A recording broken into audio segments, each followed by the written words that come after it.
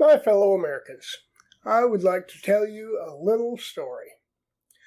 Once upon a time, there was this guy who was walking through the streets of a big city, and he came to a temple. And he said to himself, "Oh, I think I'll go in the temple."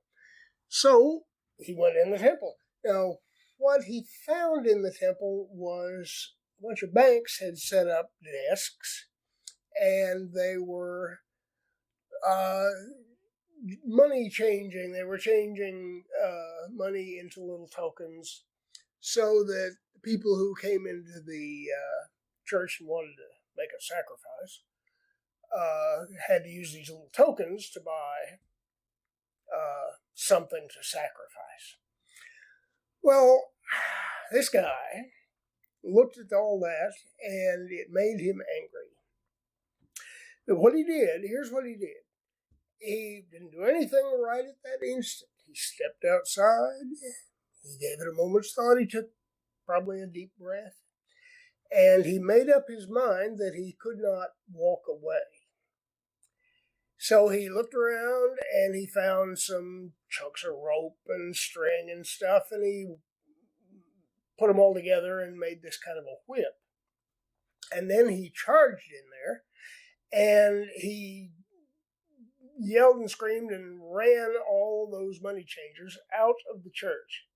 He knocked over their tables. He scattered their money all over the place. And the temple was cleansed. Now, I know you've all heard that story before.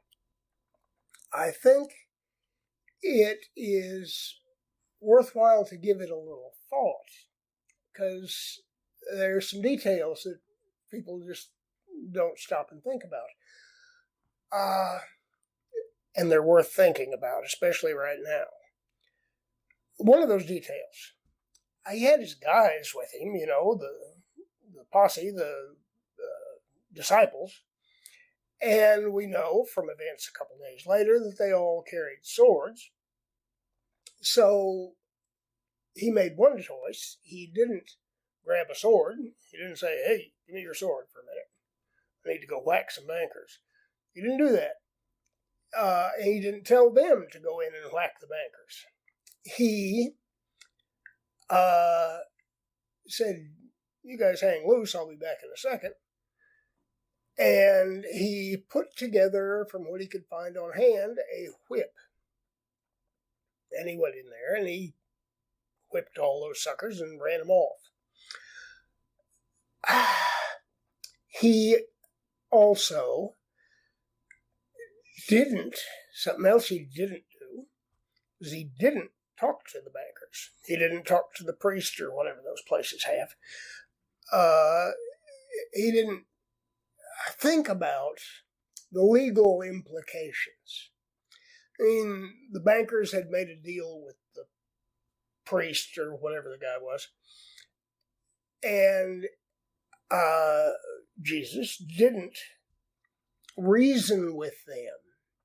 He didn't say, "Well, maybe just 2 more hours, and then you guys leave early, cut off early today." He didn't say, "Well, collect your things and get out of here." He ran them off right then as fast as he could get that whip put together.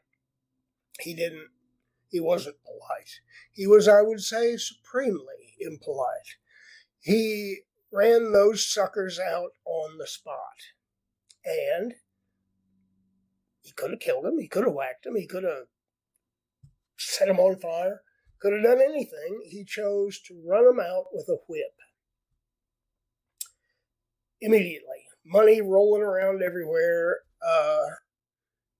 He didn't show any respect at all for them, for their business, for the whatever decision the preacher had made. He didn't say, "Well, it's none of my business, not my church." He said, "This is my Father's house, and you have turned it into a den of thieves." And he dealt with it on the spot immediately. Maybe not perfectly, definitely not politely. It may have been some far more reasonable ways to handle it.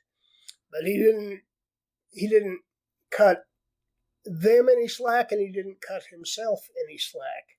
His duty was to respond immediately. He tempered his response. He made a whip, but he didn't postpone. Like Martin Luther King said, a right delayed is a right denied. Jesus acted immediately. I think that is a wonderful example of what we should all be doing now. I'm thinking about Maui, all the news out of Maui. Obviously, it's some kind of criminal operation. They wanted that land, and I personally think they wanted those kids. And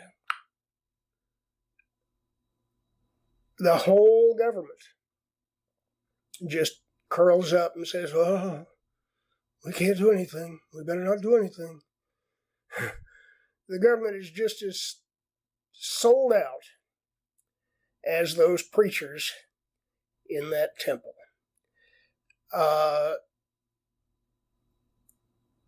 It's always we the people. It's always we the people who have to draw the line. Jesus didn't go to the preacher. He didn't go to the Romans. He didn't look for anybody to mediate the situation. He didn't mediate himself. He let loose and handled it. You see shit, you flush it, for fuck's sake. And that's what Jesus did, and that's what we are called to do. Maui is just the most recent example of a criminalized government. They can make laws, no doubt.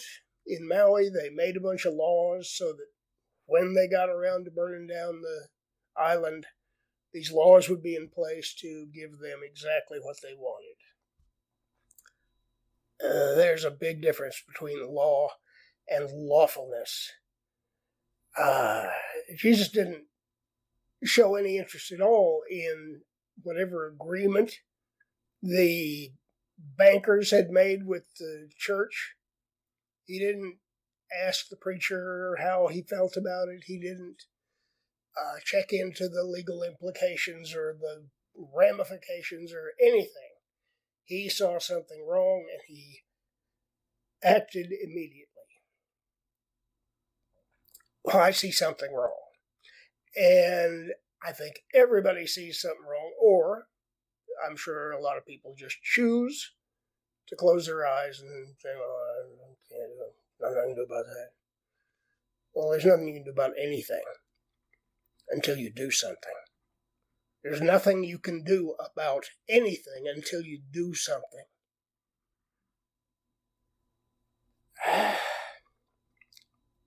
So that was my story for today. As you know, I'm running for president in 2024. Vote for me.